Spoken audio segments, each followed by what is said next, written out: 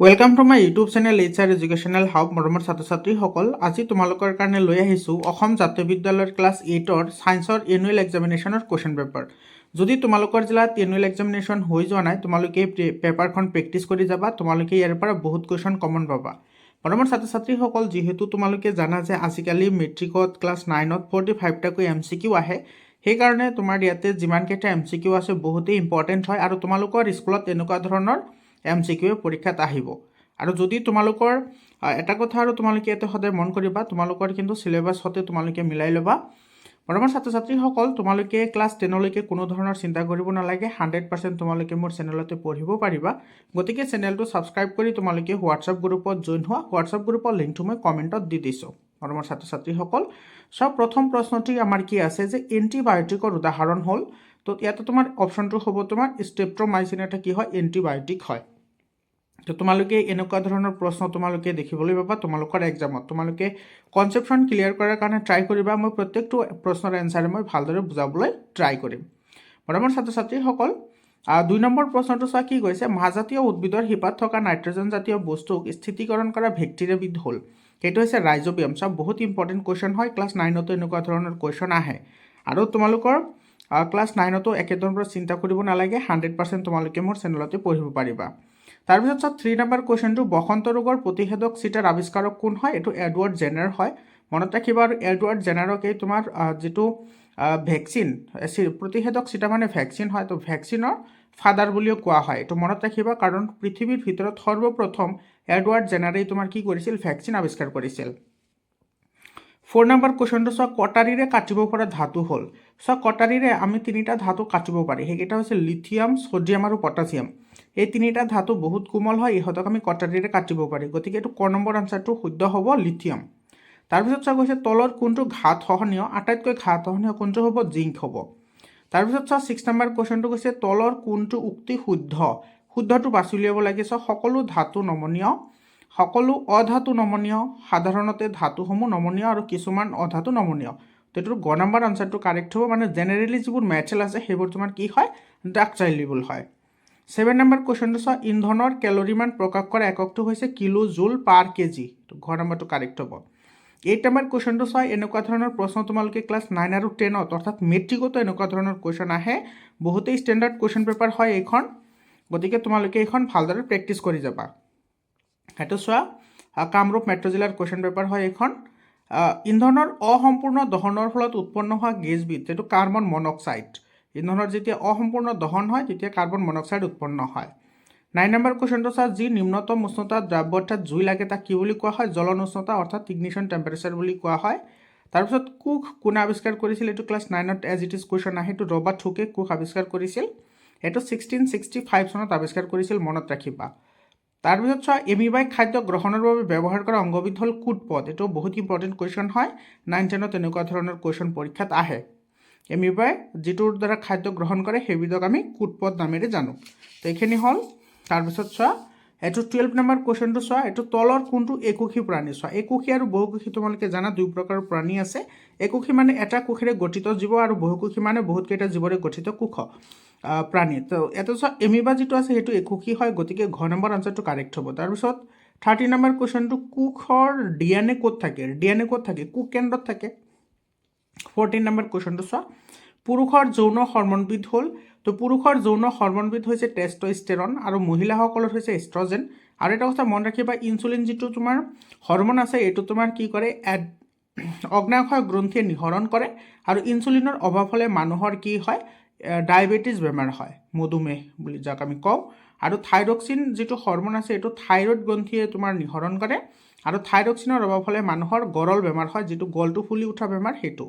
তাৰপিছত তোমাৰ চোৱা, 15 নম্বৰ কুৱেশ্যনটো, কোনটো হৰমনৰ অভাৱত ডায়েবেটিছ ৰোগ হয়? এইটো চোৱা, এইমাত্ৰ ক'লোঁ, এইটো হৈছে তোমাৰ ইনচুলিন বেমাৰৰ ফলত ডায়েবেটিছ বেমাৰ হয়। থাইৰক্সিনৰ ফলত গৰল বেমাৰ হয়। আৰু দেহ বৰ্ধনকাৰী হৰমন যিটো আছে, গ্ৰোথ হৰমন, যিটো পিটুইটাৰী গ্ৰন্থি নিঃসৰণ কৰে। আৰু সেই পিটুইটাৰী গ্ৰন্থি নিঃসৰণ কৰা দেহ বৰ্ধনকাৰী হৰমন যদি অভাৱ হয় তেতিয়াহ'লে মানুহৰ বাওনা বেমাৰ হয় বা দুৰ্জয় ওখ বেমাৰ হয়। আৰু যিটো এড্ৰিনেলিন হৰমন আছে এইটো তোমাৰ এড্ৰিনেল গ্ৰন্থিয়ে নিঃসৰণ কৰে। আৰু এই এড্ৰিনেলিন হৰমনটোৰ কাৰণে আমাৰ বুকুৰ ধপধপনি বা আমি হঠাতে যদি ভয় খাওঁ তেতিয়াহ'লে সেইটোৱে তোমাৰ কি কৰে? নিয়ন্ত্ৰণ কৰে। তাৰপিছত 16 নম্বৰ কুৱেশ্যন মহিলাৰ যৌন ক্ৰমজম হ'ল মহিলাৰ যৌন ক্ৰমজম হৈছে XX আৰু পুৰুষৰ যৌন ক্ৰমজম হৈছে XY মনত ৰাখিবা চাপৰ SI একক কি চাপৰ SI একক হৈছে পাস্কেল 18 নম্বৰ অস্পৰ্শীয় বলৰ উদাহৰণ হ'ল অস্পৰ্শীয় মানে যিবোৰ কাম কৰিবলৈ আমি টাচ কৰিব নালাগে সেইবোৰক অস্পৰ্শীয় বল বুলি কোৱা হয় যেনেকুৱা চুম্বকীয় বলৰ উদাহৰণ হৈছে অস্পৰ্শীয় বল বলৰ SI একক কি পাস্কেল নিউটন মিটাৰ আৰু কেলভিন তো বলৰ SI একক হৈছে নিউটন তাৰপিছত 20 নম্বৰ কুৱেশ্যন এইটো সাউণ্ড চেপ্টাৰৰ পৰা দিছে কম্পনাঙ্ক হ'ল কম্পনাঙ্ক কি হয় প্ৰতি সেকেন্ডত সম্পূৰ্ণ কৰা দোলনৰ সংখ্যাকেই কম্পনাঙ্ক বুলি কোৱা হয় 21 নম্বৰ কুৱেশ্যনটো চাবা এইটো বহুত ইম্পৰ্টেণ্ট কুৱেশ্যন হয় ক্লাছ 9ত কিন্তু এনেকুৱা ধৰণৰ কুৱেশ্যন তোমালোকৰ পৰীক্ষাত আহিব আৰু যেহেতু তোমালোকৰ ক্লাছ 8তো আছে গতিকে মই 100% ষ্টুডেণ্টক যেহেতু পঢ়াইছোঁ মই সেইকাৰণে তেনেকুৱা ধৰণৰ কুৱেশ্যন মই ইয়াতে আনিছোঁ এতিয়া তলৰ কোনটো শব্দ আমি শুনিবলৈ পাম মানুহৰ যিটো শব্দৰ শ্ৰাব্যৰ পৰিসৰ সেইটো 20 হাৰ্জৰ পৰা 20 কিলো হাৰ্জ মানে 20 হাৰ্জৰ পৰা 20,000 কিলো হাৰ্জৰ ভিতৰত থাকিলে মানুহে শব্দটো শুনা পায় তো এইটো আছে তোমাৰ 2000 কিলো হাৰ্জ এইটোতো নহয় এইটো বহুত বেছি এটা আছে তোমাৰ 3000 কিলো হাৰ্জ এইটো নহ'ব 15 হাৰ্জটো তোমাৰ 20 হাৰ্জতকৈ কম হয় গতিকে এইটো শুনা নাপায় গতিকে 25 হাৰ্জটো আমি কি কৰিম শুনা পাম 22 নম্বৰ তলৰ কোনটো মাধ্যমৰ মাজেৰে শব্দৰ বেগ আটাইতকৈ বেছি হ'ব শব্দৰ বেগ তোমালোকে জানা সদায় যিবোৰ কঠিন পদাৰ্থ আছে সেইবোৰৰ মাজেৰে শব্দৰ বেগ আটাইতকৈ বেছি হয় গতিকে লু এটা যেহেতু কঠিন পদাৰ্থ হয় গতিকে লুৰ মাজেৰে আটাইতকৈ কি হ'ব বেছিকে যাব তাৰপিছত অবাঞ্ছিত শব্দ কি বুলি কোৱা হয় কোলাহল বুলি কোৱা হয় খ নম্বৰ অপশ্যনটো কাৰেক্ট অপশ্যন হ'ব তাৰপিছত তোমালোকক মই বাৰে বাৰে কৈছোঁ যে তোমালোকে কনচেপ্টখন ক্লিয়াৰ কৰি দিবা আৰু যদি তোমালোকে মেইন বুক ৰিডিং নকৰা তেতিয়াহ'লে তোমালোকে কিন্তু এইবোৰ এনচাৰ নোৱাৰিবা কাৰণ লং কুৱেশ্যন তোমাৰ কিতাপ পঢ়াটো আজিকালি খুবেই ইম্পৰ্টেণ্ট হয় এইটো যিটো তোমাৰ 24 নম্বৰ যিটো কুৱেশ্যন আছে এইটো কৈছে কেলিডোস্কোপত ব্যৱহাৰ কৰা সমতল দৰ্পণৰ সংখ্যা কেইটা 3টা এইটো বহুত ইম্পৰ্টেণ্ট কুৱেশ্যন হয় এজাৰছন ৰিজনিঙৰ কুৱেশ্যন আছে তোমালোকে সেইবোৰো পাবা যিবোৰ তোমালোকে ক্লাছ 9তো দেখিবলৈ পাবা ঠিক আছে এইটো তোমাৰ এই কেলিডোস্কোপত কিমানটা দাপোন ব্যৱহাৰ কৰা হয় এইটো তুমি কেলিডোস্কোপৰ যিটো গঠন আছে তোমালোকৰ কিতাপত তাৰ পৰা মই এই প্ৰশ্নটো বনাইছোঁ আৰু ইয়াতে তোমাৰ এই যিটো প্ৰশ্ন বহুত ইম্পৰ্টেণ্ট কুৱেশ্যন হয় আৰু এটা তোমাৰ পেৰিস্কোপ যিটো আছে পেৰিস্কোপত দুটা তোমাৰ কি কৰা হয় সমতল দাপোন ব্যৱহাৰ কৰা হয় আৰু কেলিডোস্কোপত 3টা সমতল দাপোন ব্যৱহাৰ কৰা হয় 25 নম্বৰ কুৱেশ্যনটো সৌৰজগতৰ আটাইতকৈ ডাঙৰ গ্ৰহ কোনটো হয় বৃহস্পতি শনিৰ বৰণ কেনেকুৱা সেইটো তোমালোকে জানা শনিৰ বৰণ কেনেকুৱা হয় শনিৰ যিটো বৰণ সেইটো হৈছে কি তোমাৰ শনিৰ বৰণটো তোমাৰ হালধীয়া হয় শনিৰ বৰণ হালধীয়া হয় তো মনত ৰাখিবা শনিৰ বৰণ হালধীয়া হয় তাৰপিছত এইটো 27 নম্বৰ যিটো কুৱেশ্যন আছে এইটো বহুত ইম্পৰ্টেণ্ট কুৱেশ্যন হয় বায়ু প্ৰদূষণৰ এইটো প্ৰদূষণ হ'ব বাৰু তোমাৰ স্পেলিংটো অলপ মিষ্টেক আছে তোমালোকে চাই ল'বা বায়ু প্ৰদূষণৰ দৃশ্যমান নিদৰ্শক হ'ল স্মগ এইটো ফগ আৰু তোমাৰ স্মকেৰে যিটো তোমাৰ গঠন হয় সেইটো স্মগ বুলি কোৱা হয় তাৰপিছত এইটো এজাৰছন ৰিজনিঙৰ কুৱেশ্যন আছে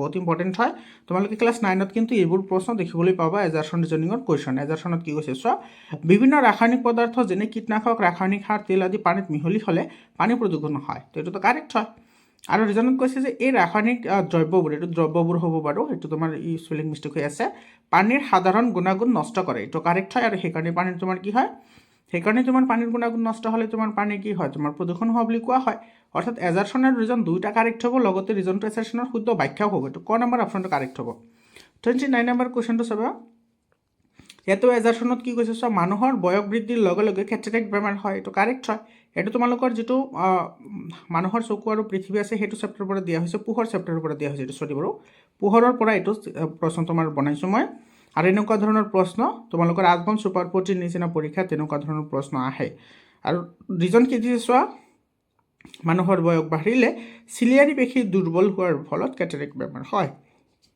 সেইটো কাৰেক্ট হয় আৰু যেহেতু তোমাৰ চিলিয়াৰী পেশী দুৰ্বল হয় আৰু চিলিয়াৰী পেশীৰ কাম হৈছে তোমাৰ ফ'কাছটো নিৰ্ধাৰণ কৰা যে আমি ওচৰৰ বস্তু চাবলৈ বা দূৰৰ বস্তু চাবলৈ হ'লে যিখিনি আমাৰ ফ'কাছ দৰ্পৰ পৰিৱৰ্তন লাগে সেইখিনি তোমাৰ চিলিয়াৰী পেশী নিয়ন্ত্ৰণ কৰে আৰু মানুহৰ যেতিয়া বয়স বৃদ্ধি হয় তেতিয়া চিলিয়াৰী পেশীবোৰ দুৰ্বল হয় গতিকে সিহঁতৰ চকুটো দুগ্ধ সদৃশ হৈ পৰে আৰু তোমাৰ সিহঁতে ভালদৰে ফ'কাছ কৰিব নোৱাৰে যাক আমি কেটাৰেক্ট বুলি কওঁ গতিকে এজাৰছন আৰু ৰিজন দুইটা কাৰেক্ট হ'ব লগতে ৰিজন টু এছাৰছনৰ শুদ্ধ ব্যাখ্যাও হ'ব এইটো তোমাৰ ক নম্বৰ অপশ্যনটো কাৰেক্ট হ'ব তাৰপিছত চাবা 30 নম্বৰ কুৱেশ্যনটো ইয়াতে কৈছে তোমাৰ কেলিডোস্কোপত দুটা সমতল দাপোন ব্যৱহাৰ কৰা হয় এইমাত্ৰ আমি আলোচনা কৰিলোঁ যে কেলিডোস্কোপত দুটা নহয় 3টা সমতল দাপোনহে ইউজ কৰা হয় গতিকে এইটো ভুল হ'ব আৰু ৰিজনত কৈছে কেলিডোস্কোপত সংঘটিত হোৱা বাৰে বাৰে প্ৰতিফলনৰ বাবে এটা সজ্জা বা চানেকি মাত্ৰ এবাৰহে দেখা পোৱা যায় এইটো বহুত ইম্পৰ্টেণ্ট হয় এইটো তোমাৰ কি হয় কাৰেক্ট ষ্টেটমেণ্ট হয় কেলিডোস্কোপত যিকোনো এটা সজ্জা আমি এবাৰহে দেখিবলৈ পাম বা যিকোনো এটা ডিজাইন আমি মাত্ৰ এবাৰহে দেখিবলৈ পাওঁ, এইটো বাৰে বাৰে আমি দেখা নাপাওঁ, গতিকে এইটো আমাৰ কি হ'ব,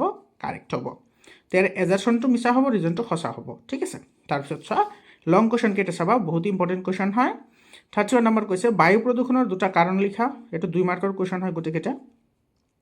পৰিষ্কাৰ স্বচ্ছ পানী খোৱাৰ উপযোগী, এইটোৰ ওপৰত মতামত দিব লাগে। গ্ৰহাণুপুঞ্জ কি, ধূমকেতু কিমান বছৰৰ মূৰে মূৰে দেখা যায়। তাৰপিছত গ্ৰহৰ বাহিৰে আন দুটা সৌৰজগতৰ সদস্যৰ নাম লিখা। পোহৰৰ প্ৰতিফলনৰ সূত্ৰ দুটা লিখা। সমতল দাপনত গঠন হোৱা প্ৰতিবিম্বৰ বৈশিষ্ট্যবোৰ লিখা। চ' এইটো কিন্তু বহুত ইম্পৰ্টেণ্ট হয়, ক্লাছ 10ত এইবোৰ লাগে। তাৰপিছত চাবা এইটো 37 নম্বৰ কুৱেশ্যনটো চোৱা। 37 নম্বৰ কুৱেশ্যনত কৈছে বিশুদ্ধ পানীয়ে বিদ্যুৎ পৰিবহণ কৰেনে, যদি নকৰে কিয় নকৰে। 38 নম্বৰ দুবিধ জুলীয়া বস্তুৰ নাম লিখা যিয়ে বিদ্যুৎ পৰিবহণ কৰে। 39 নম্বৰ দহনৰ চৰ্তবোৰ কি কি। 40 নম্বৰ চোৱা গৌণলিংগ নিৰ্ণয়নৰ চৰিত্ৰ কি, ব্যাখ্যা কৰা। তাৰপিছত 41 নম্বৰ সুস্থ মানুহৰ শ্ৰাব্যৰ পৰিসৰ কি আৰু সংগীত কি, এইটো শব্দ চেপ্টাৰৰ পৰা। তাৰপিছত আছে চোৱা তোমাৰ এইটো 42 নম্বৰ কোষ হ'ল গঠন আৰু কাৰ্যকৰী একক, এইটো ব্যাখ্যা কৰিবলৈ দিছে। 43 নম্বৰ ধাতুৰ গাঁথনিয়তা আৰু নমনীয়তা কি, এইটো বহুত ইম্পৰ্টেণ্ট হয়, ক্লাছ 10ত কিন্তু এনেকুৱা ধৰণৰ কুৱেশ্যন ডাইৰেক্টলি মেট্ৰিক পৰীক্ষাটো আহে। 44 নম্বৰ কেৰাচিন তেলত ডুবাই ৰখা, এইটো ৰমাছ, এইটো ৰখা হ'ব। ডুবাই ৰখা ধাতু এটা নাম লিখা, কিয় ধাতুটোক কেৰাচিন তেলত ডুবাই ৰখা হয়, এইটো চব বহুত ইম্পৰ্টেণ্ট কুৱেশ্যন হয়। তোমালোকে যদি কিতাপ পঢ়িছা এইবোৰ আৰামছে পাৰিবা, আৰু তোমালোকে প্ৰেক্টিছ কৰি যাবা, এইবোৰ তোমালোকৰ কিতাপতে আছে। এইটো তোমাৰ ধাতু আৰু ধাতু চেপ্টাৰৰ প্ৰশ্ন হয়। তাৰপিছত অনুজীৱৰ ডাঙৰ ভাগবোৰ কি কি, এইটো জানা একেবাৰে ইজি হয়। তাৰপিছত চব 3 মাৰ্কৰ কুৱেশ্যন চোৱা ছেকশ্যন চিৰ। এইটো কেলেডস্কোপৰ গঠন আৰু কাৰ্য ব্যাখ্যা কৰা, চোৱা 3 মাৰ্ক। বিক্ষিপ্ত প্ৰতিফলন আৰু অনিয়মিত প্ৰতিফলনৰ মাজত পাৰ্থক্য লিখা, এইটো 3 মাৰ্কৰ কুৱেশ্যন হয়। পানীৰ প্ৰদূষণ কেনেকৈ ৰোধ কৰিব পাৰে, যিকোনো 3টা উপদেশ লিখা। এডাল হ'ব, এডাল জ্বলি থকা মমবাতিৰ চিত্ৰ আঁকি সকলো অংশ চিনাক্তকৰণ কৰা, নাইবা এইটো চব বা দিছোঁ। স্নায়ুকোষৰ চিহ্নিত চিত্ৰ আঁকা, বহুত ইম্পৰ্টেণ্ট হয়। তাৰপিছত 50 নম্বৰ সপ্তৰ্ষি মণ্ডলৰ সহায়ত তুমি কেনেকৈ ধ্ৰুৱতৰা বিচাৰি উলিয়াবা, ব্যাখ্যা কৰা, নাইবা এইটো চব বা দিছোঁ। এটা বৃহস্পতিৰ ব্যাসাৰ্ধ 11 গুণ, বৃহস্পতি আৰু পৃথিৱী, আচ্ছা এইটো এনেকুৱা হ'ব, বৃহস্পতিৰ ব্যাসাৰ্ধ পৃথিৱীৰ 11 গুণ হ'ব। এইটো বৃহস্পতিৰ ব্যাসাৰ্ধ পৃথিৱীৰ 11 গুণ। বৃহস্পতি আৰু পৃথিৱীৰ আয়তনৰ অনুপাত উলিওৱা, এইটো চলিও আছে, এইটো উলিওৱা হ'ব বাৰু। বৃহস্পতিয়ে কেইখন পৃথিৱী ধাৰণ কৰিব পাৰিব। তাৰপিছত চোৱা 50 নম্বৰ শব্দ প্ৰদূষণ কিয় উপকাৰী, ব্যাখ্যা কৰা। তাৰপিছত আছে খাদ্যবস্তু মেৰিয়াবলৈ, এইটো খেৰিয়াবলৈ আছে, এইটো মেৰিয়াবলৈ হ'ব।